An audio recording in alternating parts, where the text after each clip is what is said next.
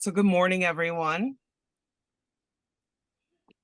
It's an honor to be speaking with you today. I thank you so much for the invitation. And again, thank you so much for the thoughtful introduction. Spending time on friendship is important to me, and I think it's time well spent. So we're going to talk about loneliness and friendship. And speaking of time, I want to go way back to when I was a baby. You can see me here with my young mother. When I was a little girl, I lived in Sorrento, Illinois. Here's an aerial view of my childhood domain. It was and still remains a small village in southern Illinois. There's my childhood home right here.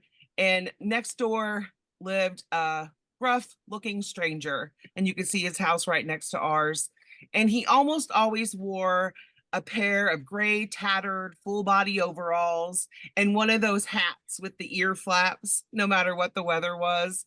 And his perpetual white stubble complemented his deep set frown. He was a recluse, and I was immediately enamored with him. He reminded me of a much older version of the garbage man who carries Oscar the Grouch around on Sesame Street. I was a child. And when I saw him parking his bike on his porch one day, soon after we moved into our new house, I couldn't stop staring at him. My mom noticed and told me to leave him alone. She told me we didn't know anything about him, and he was most likely a mean old man who didn't want to be bothered. And I am so happy that I didn't listen to her. The assumption my mom made that our new neighbor wanted to be left alone is actually a really common misconception. So contemplate this question. You're waiting on an elevator, the doors open wide, you enter and they close behind you. And as the elevator begins its ascent, you realize it's just you and one other person taking this ride. The silence grows uncomfortable. What's your go-to move? Maybe you stare at your shoes or pull out your phone or make brief eye contact with a smile. You could also initiate chit chat. I'll tell you that my go-to response is to initiate chit chat, to at least say hello, but it's understandable if yours isn't. Many people assume strangers want us to keep to ourselves, but research actually shows that even small interactions with strangers can increase our happiness and give us an important sense of belonging. Many also assume they would be happier if others left them alone, but it is not typically true. Even those who said they preferred to remain in solitude while using public transportation actually found interacting with other passengers made their ride more pleasant. I remember as a library student worker at Lewis and Clark Community College, where I now teach and graduated from, the very first day on my student worker job in the library, a fellow student worker told me she did not want to be my friend.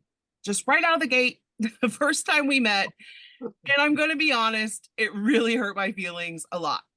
But I shrugged it off and I did my work. And over time, we would talk a little. And in about 2 months of working together, she approached me while I was shelving books. And she said, I lied. I want to be your friend, with a big smile on her face. And we had some great conversations in the library the rest of the semester. Here I am with some other friends I've met at conferences and events. They were total strangers before we got the opportunity to meet, and we all remain Facebook friends to this day. Another mistake my mom and my library friend made was thinking that we should assume the worst in others, that we probably don't want to be their friends or that they don't want to be our friends. The friendships forged during my semester as a library worker and between me and my mysterious neighbor, who I came to know as Sunny, proved them both wrong. I began watching Sunny, waiting for a chance so we could meet.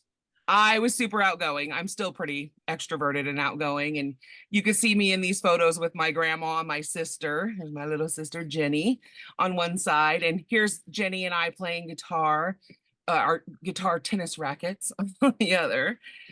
So I watched Sunny and I learned things about him, like how he rode his bike around town, cleaning up garbage and picking up cans to recycle. And people actually called him the Can Man. And I also learned that he played several musical instruments. I couldn't exactly tell which ones, but I would hear live music wafting from his house. A musician. I was intrigued. I had to meet him. When I was playing in the alley behind our house one day, Sonny came out to his backyard. I think he was taking out the trash, and I ran up to him excitedly and greeted him with a big smile and a loud hello. He looked at me, wearing his usual frown, but for only a moment, and then he smiled and asked how I was.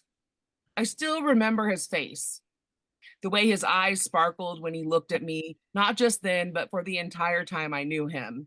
His gray stubble around his big smile. We were instant friends.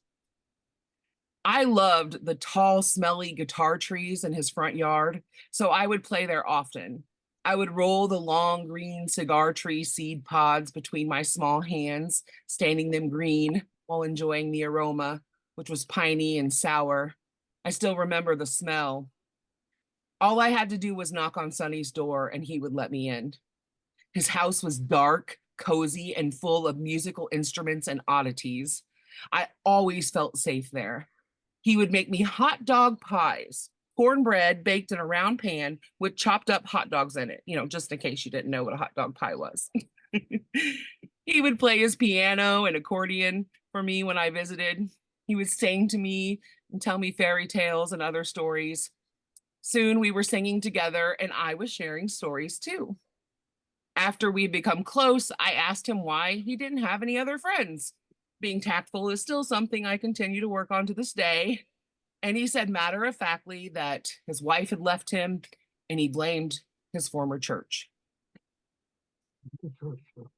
Now, I was too young to fully understand, but I remember realizing why Sonny was so alone. He felt betrayed by those closest to him, his wife and his community. I remember thinking he must have loved his wife a lot, and she most likely broke his heart. A sensitive child, I thought of the friends who'd hurt my feelings, and I empathized with Sonny wholeheartedly.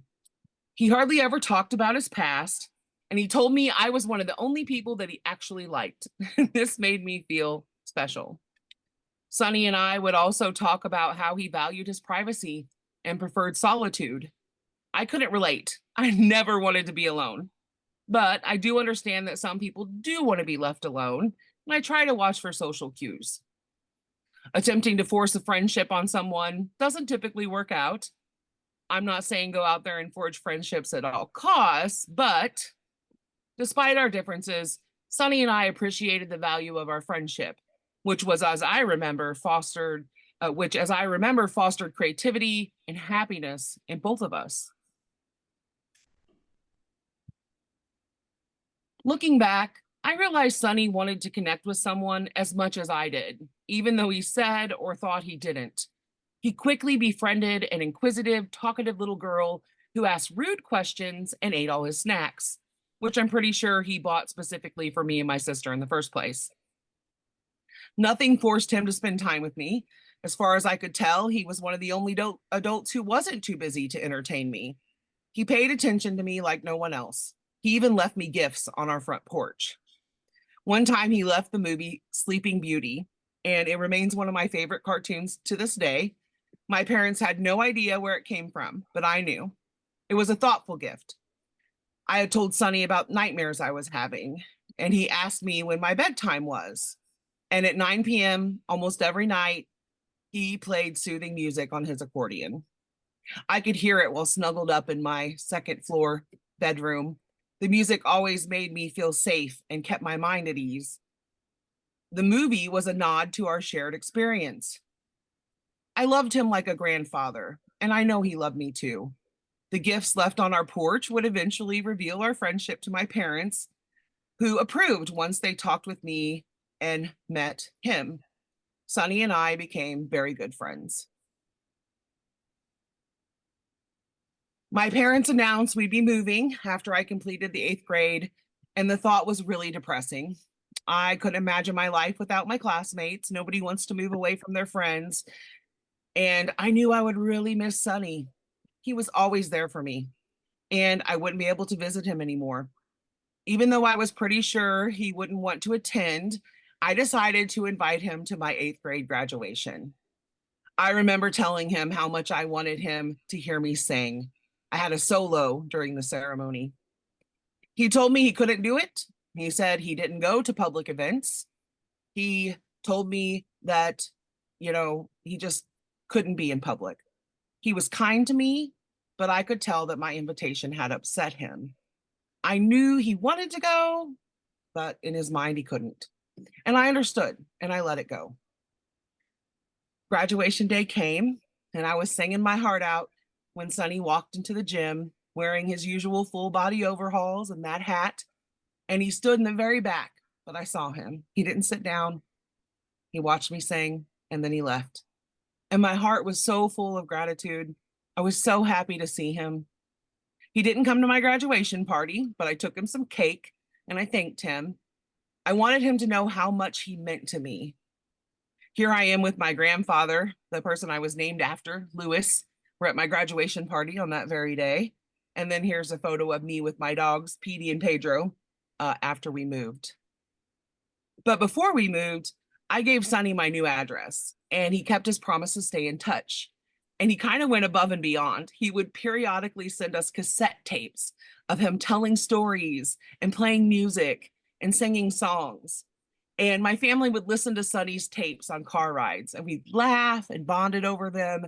My mom still has some of the tapes and my sister even found one the other day and we're too worried, the cassette player will eat the tape. We haven't tested it yet, but one of these days I'm hoping it's worked because I miss Sonny and I would love to hear his voice. He had such an impact on me. He was patient and kind and he taught me a lot of lessons in friendship. Remembering Sonny makes me think of all the people who, like him for some reason or another, experience loneliness, especially during and after the pandemic. But there's actually a difference between isolation and loneliness. Physicians consider people socially isolated if they have fewer than 6 confidants, no spouse or partner, and no group affiliations. Those conditions make them less likely to have someone they can count on to listen or give advice or show them love. Social psychologists define loneliness as the gap between the social connections you would like to have and those that you feel you experience. You can have lots of connections and still feel lonely. But social isolation and loneliness tend to go hand in hand. According to a report from the National Academies of Sciences in February 2020, 1/3 of adults 45 years and older in America reported feeling lonely. People with low incomes are often found to be especially susceptible. Almost half of those 45 years and older with annual incomes of less than $25,000 said they were lonely. 1/4 of those who are more than 65 years old are socially isolated. And this incredible high rate of loneliness and isolation has led to what some experts are calling an epidemic and even a pandemic in itself. If you're lonely and socially isolated, you're more likely to have health problems. The Harvard study of adult development found people who have heartfelt connections live longer, develop diseases later in life, and had better health longer on average than people who didn't have those close relationships. The social isolation among middle-aged and older adults is estimated to cost $6.7 billion in additional Medicare spending annually. But older adults aren't the only ones feeling lonely, and loneliness isn't a problem unique to the United States either. A 2018 survey from The Economist and the Kaiser Family Foundation found that 22% of adults in the US and 23% in the UK say they are always or often lonely and lack close confidants. Psychologists fear that young adults are being particularly hard by loneliness. In a 2021 study, researchers at Making Caring Common found that 61% of those aged 18 to 25 reported high levels of loneliness. A Center for Disease Control and Prevention survey from June 2020 found 63% of young people were experiencing substantial symptoms of anxiety and depression.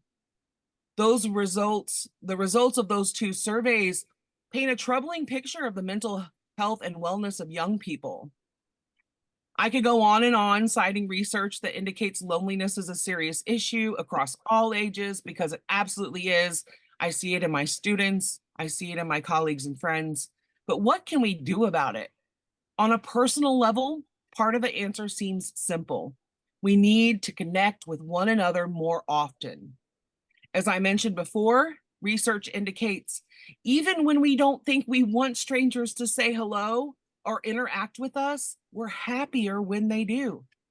It should no longer be taboo to talk to people in elevators or in subways or make friends with neighbors and coworkers. You should pay close attention to body language and personal boundaries as you approach someone new, but you don't have to avoid eye contact at all costs. Research shows even brief eye contact can make people feel more connected and included. There are also societal changes that could decrease loneliness. For example, even before the pandemic, some senior living facilities were taking a multi-generational approach to living arrangements. The Victory Lap, a nonprofit organization, helps place young people who've aged out of foster care in vacant apartments within senior communities. Everyone wins.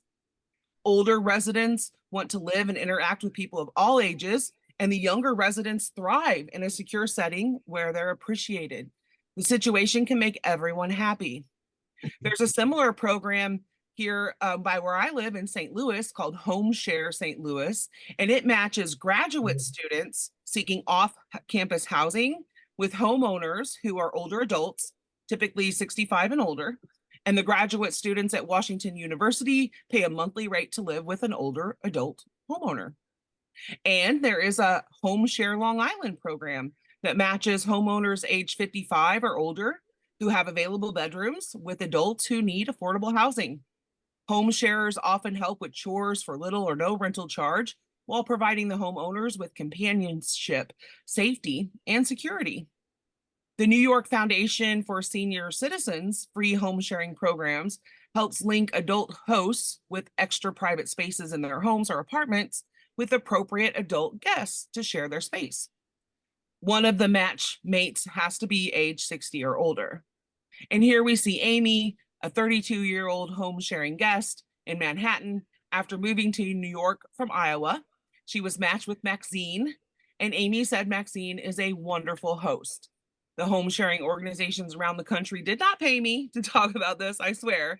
I just love this concept of bringing people together in an intergenerational way, like we do in our congregations.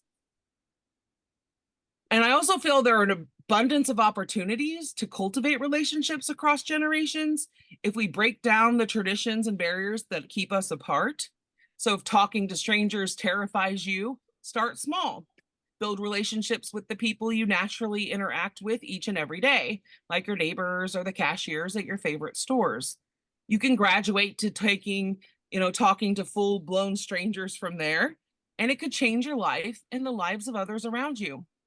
Again, you don't have to develop these elaborate relationships to benefit from these interactions. Research shows lasting happiness can come from frequent, small, positive events. On social media, senior living facilities are often soliciting pen pals for residents. You can see the residents here introducing themselves to potential friends. I love Mary's photo. She doesn't have a little lamb, but she would love a pen pal. How cute. And even if we can't be together in person for whatever reason, I think there are plenty ways to reach out to one another. I know it isn't the same, but playing games on Zoom with family and friends or calling your neighbors to check in can help them feel supported and connected. And you can see from these screenshots that I really enjoy my Zoom gatherings, and I'm very happy to join your congregation today virtually. If Zoom's not for you, or if you're looking for other ways to connect, you could write a letter, send a postcard to someone in a nursing home or hospital, or to an old friend or distant acquaintance to let them know that you care. Just think of all the love we could spread if all of us just sent a handful of letters and cards to those who are socially distancing or isolating themselves for health or other reasons. That would be a lot of love, my friends. It could be transformational. Sugar, where are you? As I think of being in Here you relationship with are. others Oh, good girl. and cultivating friendships, I keep coming back to ethical culture founder Felix Adler and his belief that our moral development is tied to helping others morally develop, and that moral unity is the divinity in all of us. One of the most effective and meaningful ways to foster unity and friendship is through relationships of empathy and genuine kindness. We can learn from everyone, and all of us should be treated fairly and kindly. Adler often expressed his beliefs that every human has worth and all of us deserve dignity. He greatly valued interpersonal relationships. He hardly ever wrote flowery language, but I really enjoy this quote. In 1905, Adler wrote in his book, The Religion of Duty, "Not everyone is rich enough to have a picture gallery in their house with portraits in it by old masters or by the new. But everyone should have in their heart a picture gallery in which are hung portraits of their friends. They should be constantly busy retouching these portraits, adding a shade here and a light there as experience teaches. They should paint them lovingly, not uncharitably. They should visit this gallery often to contemplate the portraits that are hung there." The beautiful imagery Adler's words call to mind is that of lifelong friends, family members, and even community members, like my students, American Ethical Union friends, and other fellow humanists.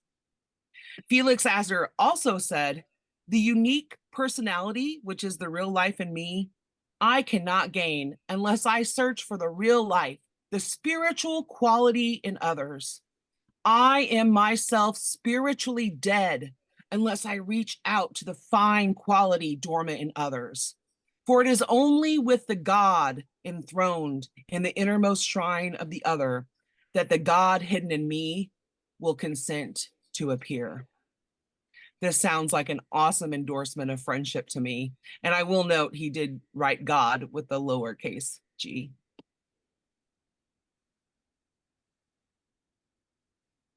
Sonny passed away in 1998, but he remains a part of who I am, so he lives on. I still appreciate friendships with those older and wiser than myself. I still invite my introverted friends and family members to join me at in-person and Zoom gatherings like this one, fully expecting them to say no and loving it when they say yes.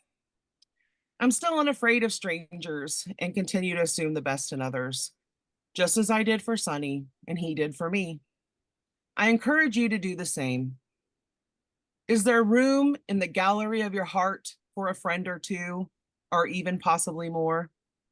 If so, together we can tackle the loneliness epidemic, one friendship at a time. So thank you for this opportunity to share my story and thoughts about loneliness.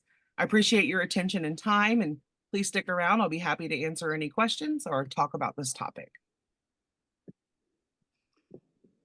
Thank you so much, Louise. It was a beautiful presentation, thoughtful. And if anybody has for a few questions now on Zoom, does anybody have any clarifying questions? A lot to think about. Anybody here have any? You want to come up? Oh, yeah, but they can see him this way.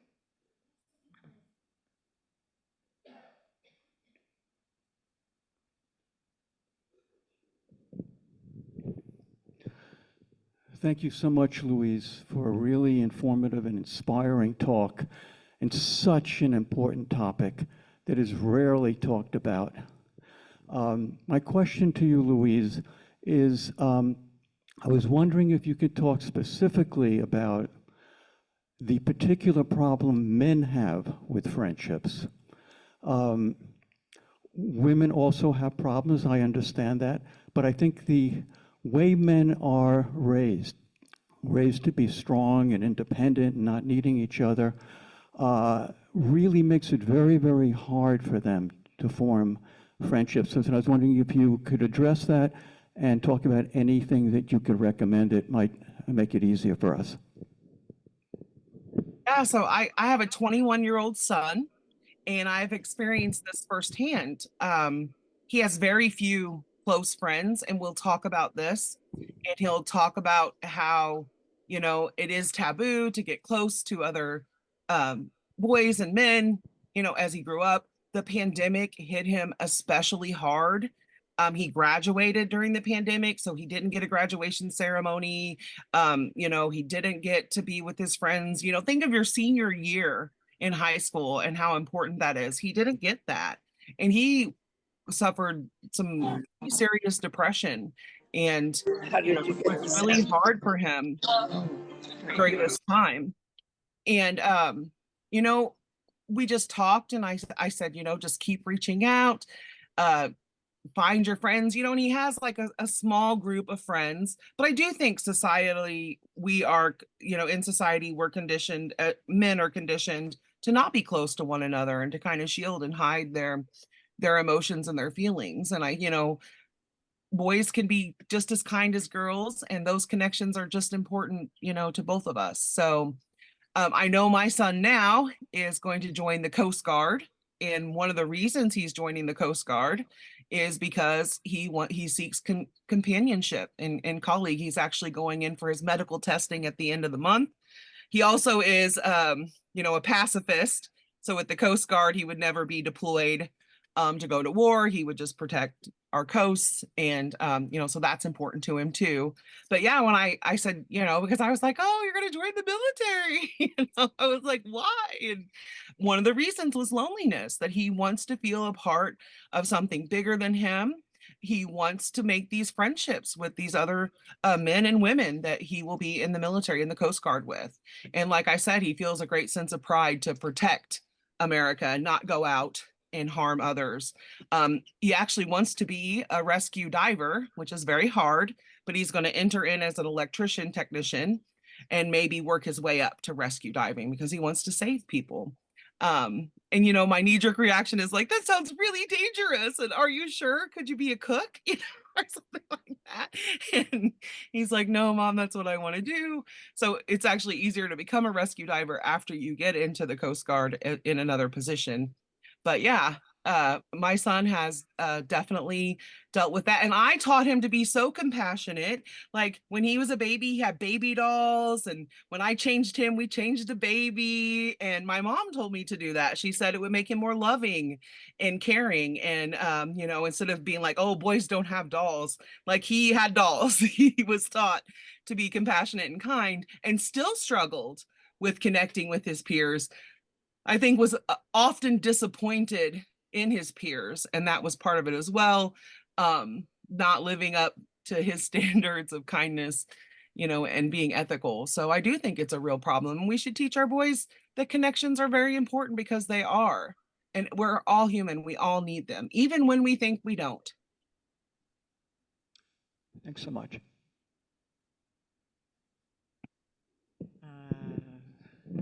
Anybody else in the room there? Is that a half a hand or come on up? One more. Hello. Hi.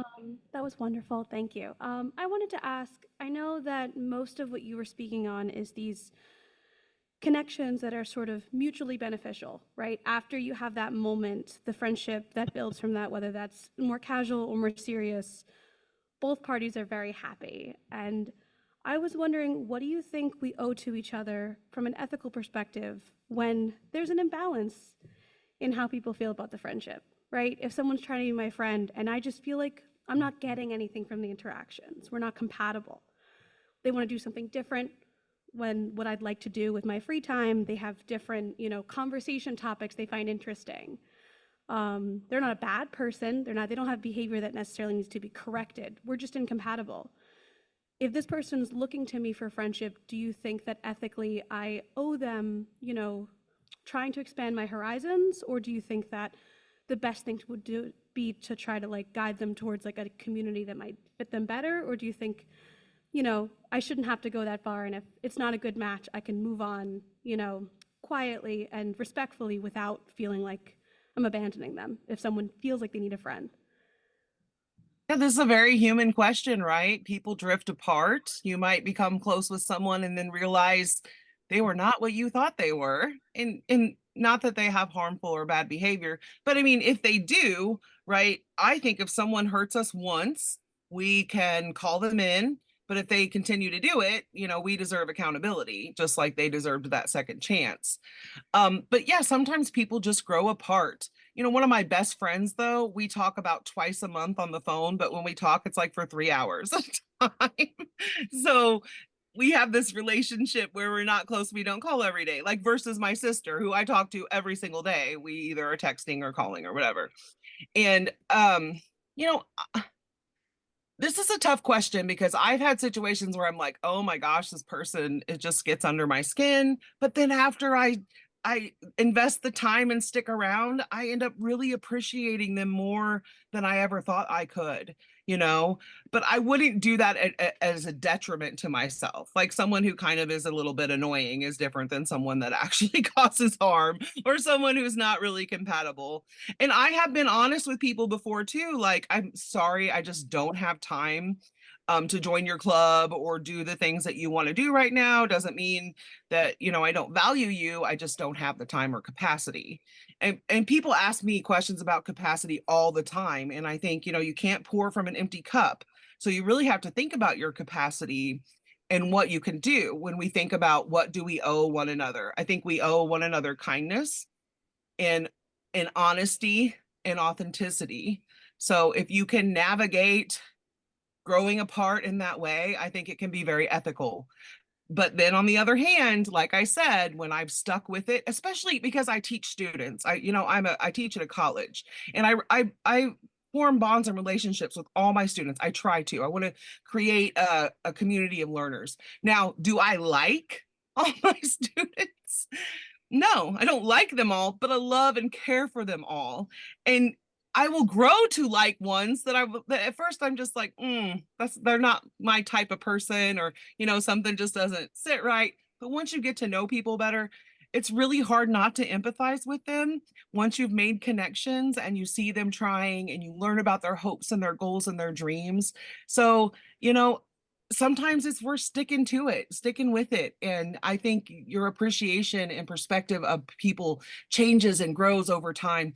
I think that speaks to the Adler quote too. He's like, revisit these portraits, and retouch them with love and kindness, you know. So if you can do that, I encourage you to do so. But if you don't have the capacity, I totally understand that too.